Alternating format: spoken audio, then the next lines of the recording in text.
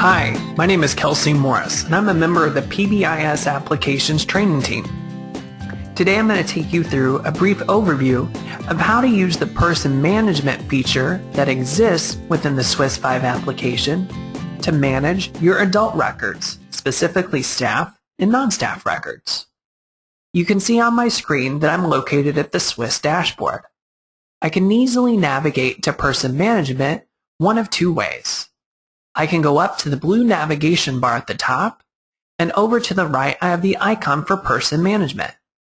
Clicking on that drop-down allows me to select the specific person's list that I want to work with, either student, staff, or non-staff. I can also click on Tools in the icon navigation row, and I have the person management lists featured here as well. For our time together today, we're going to focus on staff and non-staff and address adult records. Let's start with staff list. Here I'm at the person management workspace. You can notice at the top that I have tabs so that way I can tab back and forth between the staff and non-staff lists. In the staff list, I can easily identify all the active staff members. I know that these staff members are active because 1, the green triangle before their name designates them as active staff members. And 2, I've only checked the filter of active and am only displaying those person records that are currently active.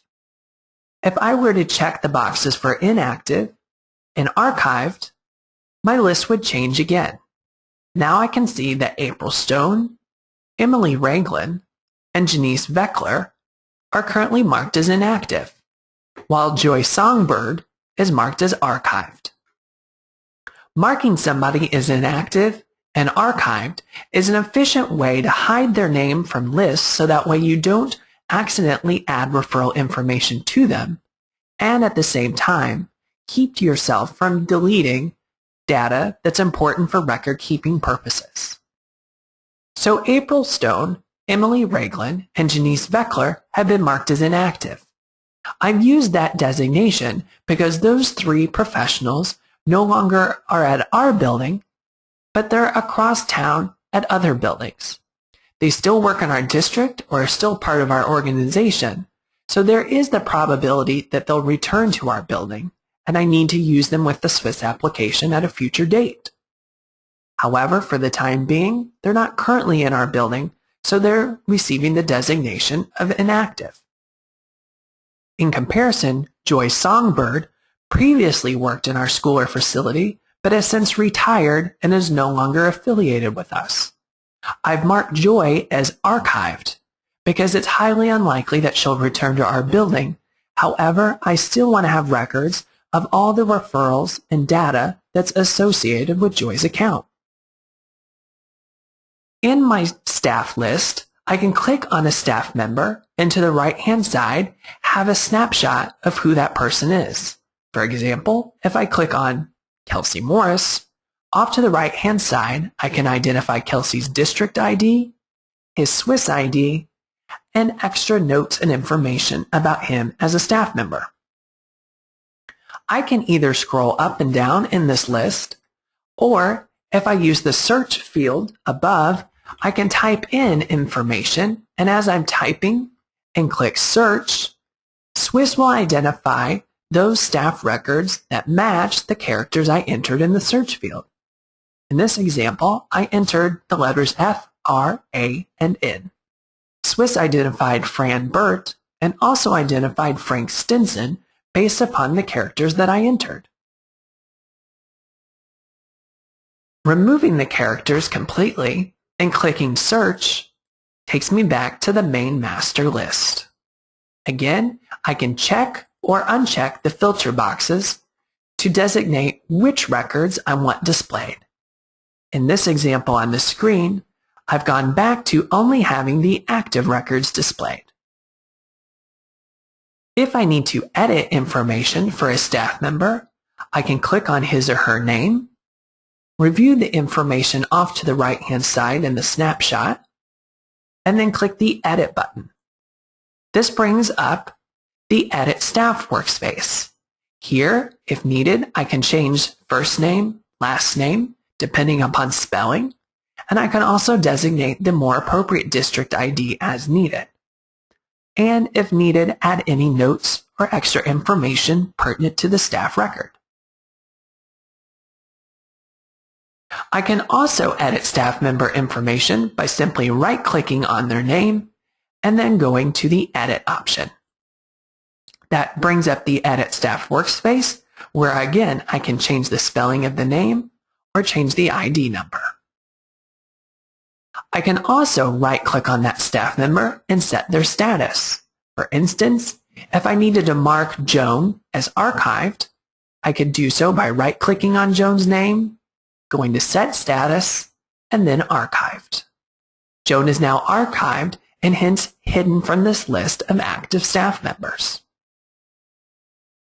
If I need to merge staff members, I could merge their records here in this workspace. For instance, if I needed to merge the records of Joe Bainbridge and Joe Binder, I could click on the staff member whose record I need to retain. For instance, I want to keep the record for Joe Binder. I could go up to the top and click Merge, and that would prompt me to then select the staff member whose record I wish to remove. In this example, I'm going to keep all of the data associated with the name Joe Binder. I'm going to take all of the data associated with the name Joe Bainbridge, copy it, merge it into Joe Binder's file, and then remove the extra for Joe Bainbridge because it's no longer needed.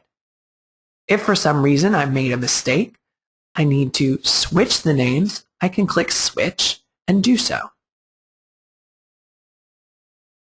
In this workspace, I can also add in a new staff member simply by clicking Add. Here I can put in the staff member's first name, last name, email address, and district ID. Clicking OK adds that new staff member into the list. If I ever need to delete a staff member, I first need to verify that there is no data attached to that record. For instance, I just added the record for Julie Arment. I know that there is no data associated with her account because I just added it. So I can very easily identify her name, click, highlight, and then delete. It's confirming that I do want to make this deletion. I have to stop and think whether or not there is data attached to this account. If there is data attached to this record, then I will risk removing all data from my SWIS system. However, if the record is clean and free of data, I can click Delete and move that record. Up at the top, I also have a tab for NonStaff. Clicking on NonStaff takes me to the space to begin adding in non-staff members. For instance, if in my school or facility we have playground supervisors that are on a voluntary basis that we'd like to add in and track referrals from, I can click Add, put in the first name of playground, the last name of supervisor, put in the note of volunteer position, and click OK.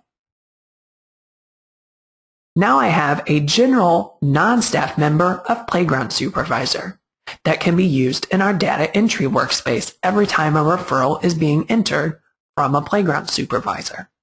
I could also do the same if, for instance, I had cafeteria supervisors, hall monitors, or if I wanted to track referrals from a specific bus and use their bus number as a non-staff member. Again, I can easily tab back and forth between staff and non-staff. I have the buttons at the top of Edit and Add, as well as Merge and Delete. And I can easily modify a staff record by simply right-clicking on it